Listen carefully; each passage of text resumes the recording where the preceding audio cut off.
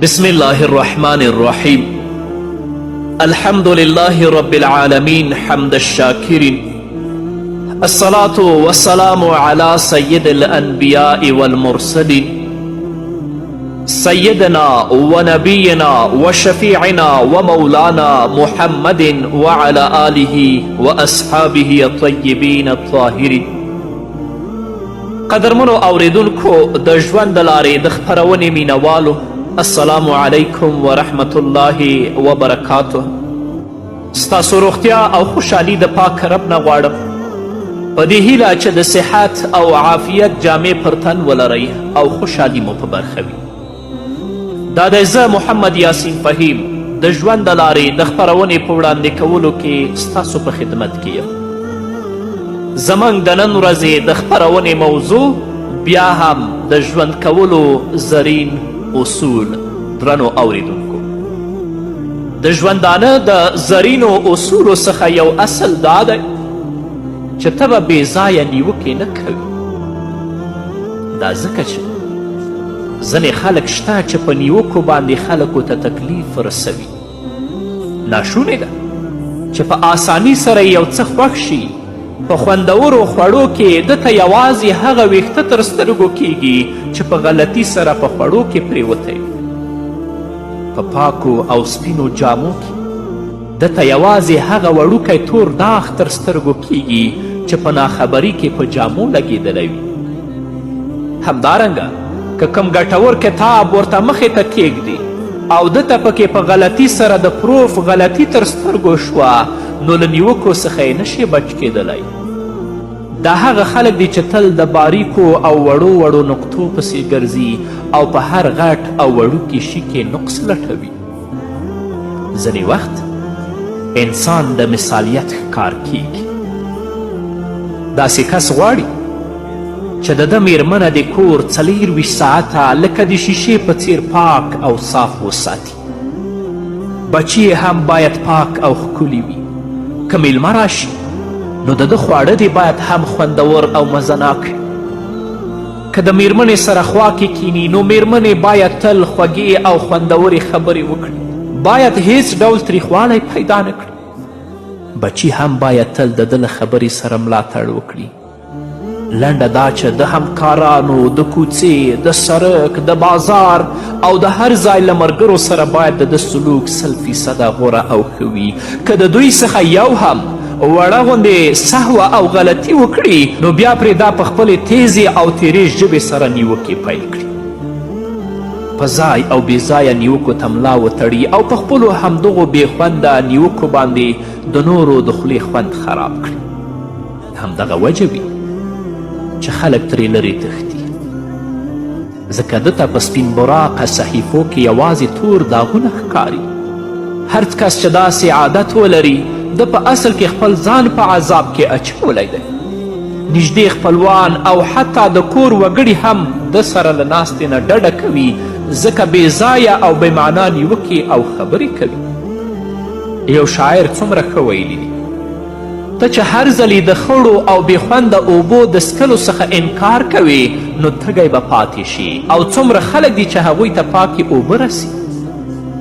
که ته په هر کار کې په خپل ملګري نیوکې کوي، د هغه عیبونه لټوي او هغه رټې، نو په یاد ولره داسې یوه ورځ به راشي چې ستا د رټلو زغم به هیچا کې نه وي.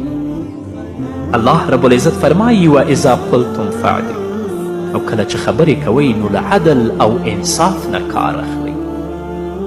د بخاري او د مسلم حدیث دی.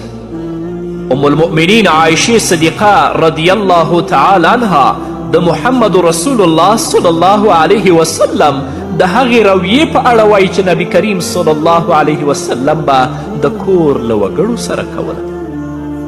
ام المؤمنین فرمایي رسول الله صلی الله علیه وسلم هیڅ کله هم په کم ډول خوړو کې عیب نه دی راویستلی.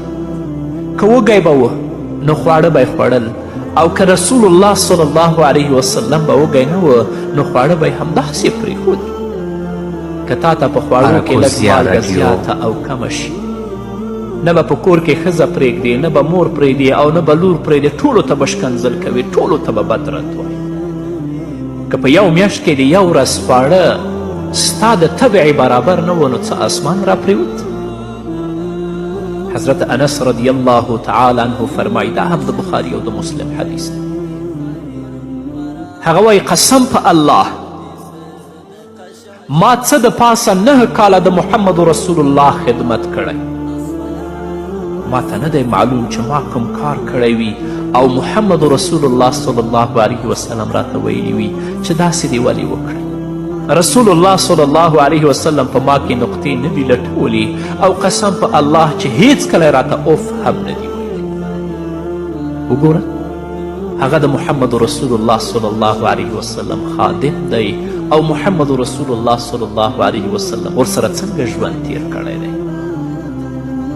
تو وګوره چې په خپلې کورنۍ کې له خپلې میرمنې سره، له خپلې لور سره، له خپلې مور سره او له خپل پلار سره څنګه ژوند تیروي.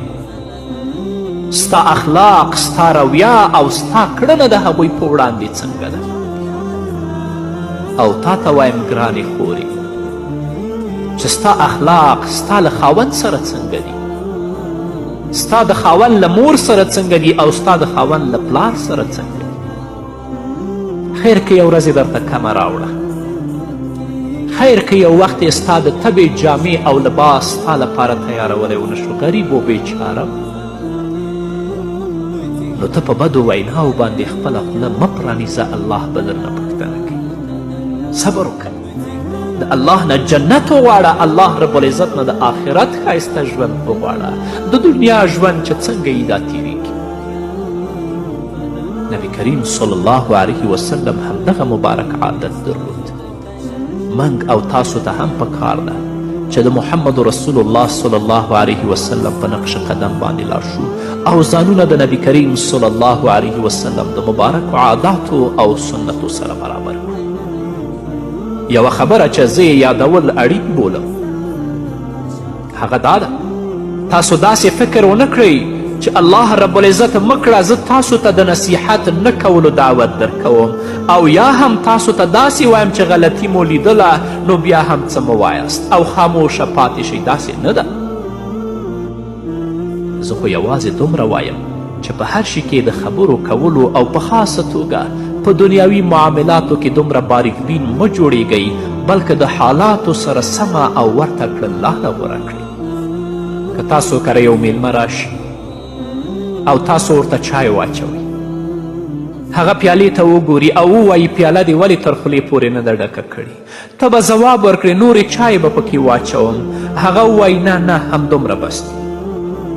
که هغه اوبه وغواړي او ته ورته اوبه راوړي، هغه چې اوبه وسکي نو ووایي اوبه خو یخې نه وي. دا ولې؟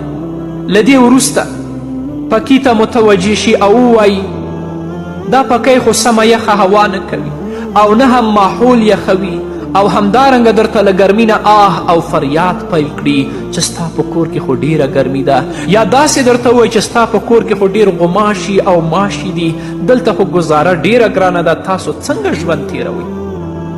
او که په دې ژمي کې در کره راشي داسې درته ووایي چې کوټه دې ډیره سخته یخه ده، بخارۍ دې کوټه نه ګرموي، یا تواخانه کې د لرګي کمې کیدي، اوبه دې یخې. نو تاسې ووایئ درنو اوریدونکو د داسې کس شتون به تاسو کره په تاسو یو پیټی نه وي او تاسو به دا ونه غواړئ چې دا مو زر تر زره له کوره ووځي او بیا هیڅکله هم رانشي. زما 100 په 100 کې یقین دی چې داسې کس یا داسې میلمه د هیچ چا نه خوښیږي. نو د ژوندانه د زرینو اصولو څخه یو اصل دا دی چې بې ځایه نیوکې په چا باندې مه کوه. نو ثابته شوه چې خلک هغه کسان نه خوښوي چې ډیرې او بې ځایه نیوکې کوي. هو که چیرې ځای د نیوکې و نو خپلې نیوکې ته یو ښکلی پوښ ورکړه او په ښکلي او ځانګړي انداز یې هغه ته وړاندې کړه. رسول الله صلی الله علیه وسلم به چې د چا غټه او وړه غلطي ولیده نو نبی کریم صلی الله علیه وسلم به په خولې د هغې اظهار نه کوه، بلکې ویل به یې په ځینې خلکو څه شوي چې دا او هغه خبرې یا دا او هغه کارونه کوي. د بخاري او د مسلم حدیث دی.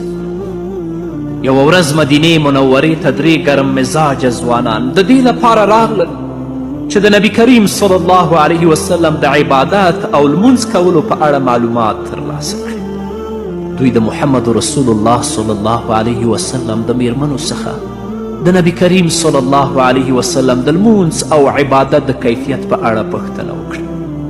امهات المؤمنین رضی الله تعالی عنهن ورته وویلې کله کله نفلي روژې نیسي او کله یې نه نیسي، د شپې په څه برخه کې لمونځ کوي او په څه برخه کې خوب کوي. ځوانانو په خپلو کې سره وویل دا محمد رسول الله صلی الله علیه وسلم دی.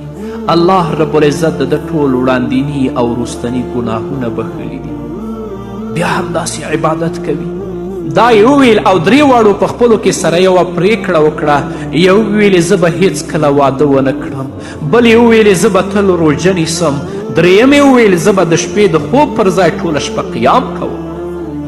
د دوی دا خبرې محمد رسول الله صلی الله علیه وسلم ته ورسېدې. نبی کریم صلی الله علیه وسلم سم د واره منبر ته پورته شو، د الله رب العزت حمد او ثنا یې بیان کړه او ویل په یو څو کسانو باندې څه شوي دي. هغوی دا او هغه خبرې کړي دي، یعنی زما د طریقې خلاف خبرې کړي دي، ځکه زه خو لمونځ هم کوم، آرام هم کوم، نفلي روژې کله نیسم او کله نه نیسم، له میرمنو سره واده هم کوم. هر څوک چې زما له لارې څخه اړخن شو یعنی مخ یې وګرځوه هغه له موږ څخه نه دی. وګورئ محمد رسول الله صلی الله علیه وسلم په کم انداز سره دا درې ځوانان په خپلې غلطي باندې پوه کړي. داسې نه چې د لاس نه نیولي یو کوتک یې ورته راړولی وي چې ته خو بد کوي، یا اشکنځل ورته کړي او بد و ردې ورته ویلي، نه، بلکې په ښکلي انداز سره نبی کریم صلی الله علیه وسلم دا خلک په خپلې غلطي باندې پوه کړي. همدارنګه د بخاري حدیث دی، یو ورځ نبی کریم صلی الله علیه وسلم ته احساس وشو چې ځینې خلک په لمانځه کې آسمان لوري ته ګوري. دا غلطي ده، ځکه د لمونځ پر وخت باید لمونځ کوونکی د سجدې ځای ته وګوري. نبی کریم صلی الله علیه وسلم ویلې ځینې خلک څه مشکل لري چې د لمانځه پر وخت آسمان لوري ته ګوري. کله چې دې اشارې سره هم خلک له یاد کار څخه منې نه شول، نو نبی کریم صلی الله علیه وسلم بیا هم نومونه وانخیستل. که نه نو د نوم په اخیستلو سره یو څوک خپلې غلطي ته ښه متوجه کیدلی شي. رسول الله صلی الله علیه وسلم بیا وویل دغه خلک دې له دې کار څخه لاس په سر شي، که نه نو دوی څخه به د دوی نظرونه واخیستلی شي. وګورئ د نبی کریم صلی الله علیه وسلم طریقې ته.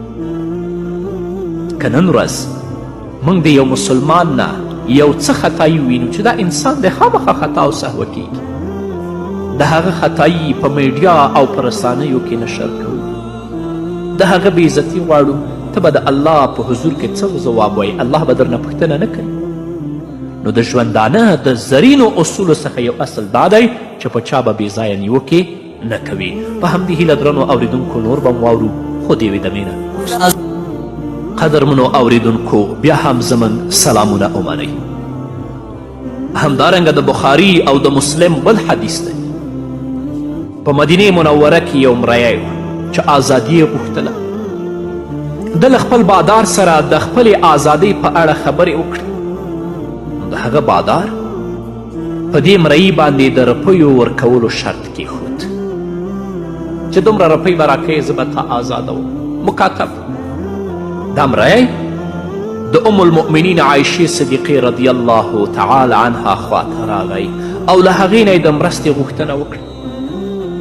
ام المؤمنین عایشې صدیقې رضی الله تعالی عنها ورته وویل که ته غواړې چې آزاد شې نو زه به روپۍ درکړم او ته به آزاد شې، خو ولا یعنی د آزادي نسبت به زما وي. دې مریي او دې غلام چې همدغه خبره له خپل بادار سره شریکه کړه نو هغه انکار وکړ. هغه غوښتل چې هم ترې د آزادي قیمت واخلي او هم یې نسبت دته وشي، یعنی دواړه ګټې باید خپلې شي. ام المؤمنین عایشې صدیقې رضی الله تعالی عنها دا خبره محمد رسول الله صلی الله علیه وسلم سره شریکه کړه. نو نبی کریم صلی الله علیه وسلم فکر وکړ چې د مریي او د غلام بادار څومره لالچي انسان دی، بیچاره مریی له ازادي څخه منع کوي. نبی کریم صلی الله علیه وسلم عایشې صدیقې ته وویلې ته هغه د روپو په بدل کې واخله آزاد یې کړه د ولا نسبت دې د همغه وي یعنې د آزادي نسبت دې هغه طرف ته وشي له دې وروسته نبي کریم صلی الله علیه وسلم منبر ته پورته شو او وی په یو څو کسانو څه شوي نوم یې وانخیست چې هغوی داسې شرطونه تړي چې د الله رب العزت په کتاب کې هیڅ وجود نه لري هغوی ته به هیڅ په لاس ورنشي که څه هم هغوی په سلاو شرطونه وتړي او همدغسې له لرې څخه اشاره کوي په چا باندې مستقیم نیوکې مه کوه دا د ژوندانه اصل نه دی که ستا میرمن ستا د کور د پاکوالي څه خیال نه ساتي نو ته له ځان نه لیونی مه جوړوه او په وهلو یې لاس مه پورې کوه بلکې ووایه چې تیره شپه ما د خپل یو ملګري کره ډوډۍ وخوړه د هغه کور داسې پاک او ستره و لکه شیشه له موږ سره چې څومره ملګري تللي و ټولو یې صفت کوه چې د ده کور څومره پاک دی څومره ښایسته ډوډۍ ده کوټه یې څومره پاکه ده دا خبره چې خپلې میرمنې څخه وکړي نو ستا میرمنه به ستا له خبرې نه پند واخلي د هغه کور صفت چې تا کړی د هغه کور په شان به خپل کور هم پاک او ستره وساتي ځینې خویندې شته چې هغوی د کور نظافت او د کور پاکوالي ته نه متوجه کیږي دا ښه عادت نه دی ځکه نبي کریم صلی الله علیه وسلم پاکی جز د ایمان ګرځولی دی که ستا کوټه وي خورې باید پاکه وساتي که د میلمنو کوټه وي باید هغه هم پاکه وساتي خپلو جامو ته هم متوجه اوسه د خپل خاوند جامو ته هم متوجه اوسه د خپل اولاد سر صورت ته هم متوجه اوسه تاسو یقین وکړئ چې ځینې ځایونو ته زه ځم ماشومان ووینم هغه جامې د دوی پر ځان ووینم د هغوی مخونه او پوزې ووینم حیران شم چې دا ماشومان مور لري که نه لري که نه لري هغه زړې جامې ورته په پاکو اوبو ووینځه وروایم په پاکو اوبو باندې مخ و لاس ورته ووینځه دا ښایست او نورانیت په پیسو کې او په ښایسته جامو کې نه دی نو خپلې کوټې ته د میلمنو کوټې ته خپلو جامو ته د خپل خاوند جامو ته د خپلو اولادونو سر و صورت او جامو ته خورې ډېر زیات پام کوه همدارنګه که ستا زوی جومات ته د لمانځه لپاره نه ځي نو ته د خپل ګاونډي د زوی نوم واخله مثلا چې خالد جان هر وخت په لمانځه کې په جمع ګورم نو ډېر خوشحاله شم نو ستا د زوی په زړه کې به هم سیالي راشي چې زما پلار جان یو پردی په لمانځه باندې او په جمع باندې ګوري دومره خوشحالیږي زما په لیدلو باندې چې مانځه ته ولاړ شم لمونځ په جمع وکړم پلار به مې څومره خوشحاله شي دلته تاسو له مانه پوښتنه کولی شئ چې خلک نیوکې ولې نه خوښوي په اصل کې خبره دا ده چې نیوکه انسان ته خپل لنډون ورپه ګوته کوي او هیڅوک خپل لنډون او وړوکوالی نه خوښوي متوجه که خو په سمې طریقې سره په هغې طریقې سره چې محمد رسول الله تا ته ښودلې ده ځان نه به هر ځای کې استاد نه جوړئ ویل کیږي چې د یو ساده سړي په سر کې دا چکر پروت چې زه دې باید د خپلې خوښې په یو شي باندې تصرف ولرم نو ده د اوبو دوه کولرونه واخیستل یو شین او بل سور دواړه یې له یخو اوبو نه ډک کړل د لارې په سر کېناست او غږونه یې پیل کړل یخې اوبه وڅکئ یخې اوبه وڅکئ یخې اوبه وڅکئ او دا به ورسره ویل چې د یخو اوبو څکل وړیا دي بلکل وړیا دي نو کوم تږی کس به چې راغی او له شین کولر څخه به یې اوبه وڅکلې نو ده به ورته ویل نه نه له سور کولر څخه اوبه وڅکه او کوم کس به چې له سور څخه اوبه وڅکلې نو ده به ورته ویل چې نه نه له شین کولر څخه اوبه وڅکه که چا به اعتراض وکړه چې د دواړو کولرونو په اوبو کې څه توپیر دی په دې سور کولر کې هم یخې اوبه دي او په دې شنه کولر کې هم یخې اوبه دي نو ده به ویل د اوبو د سموالي ذمهواري زما په غاړه ده که ته اوبه څکې نو ویسکه او که یې نه څکې نو چیرته بل ځای د ځان غم وکړه دا په اصل کې د انسان د هغه تلپاتې احساس اظهار دی چې د ده په ذهن کې د معتبري او غوروالي لپاره دورې وهي او داسې کس ناکام نو الله رب العزت دې موږ ته توفیق راکړي چې د ژوندانه په اصولو باندې پوه شو تر څو د ژوند نه خوند واخلو او که د ژوندانه په اصولو باندې پوه شو چیرته هم د ژوند نه خوند خوند نشو اخیستلی. الله رب العزت دې موږ د نبي کریم صلی الله علیه وسلم په طریقو باندې روان کړي.